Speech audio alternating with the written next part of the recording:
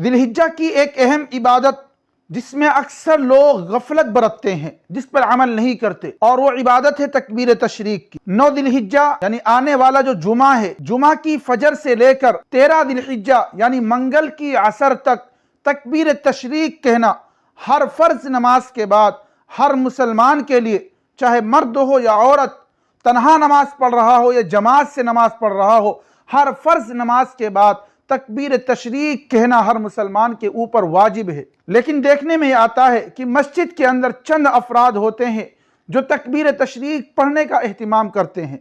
हालांकि हर एक मुसल्ली, हर एक नमाजी के लिए तकबीर तशरीक कहना वाजिब और ज़रूरी है।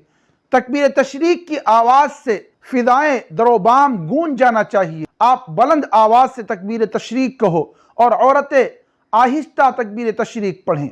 और तकबीर तशरीक के अल्फाज हैं अल्लाहु अकबर ला इलाहा इल्लल्लाह वल्लाहु अकबर वलिल्लाहिल हम्द।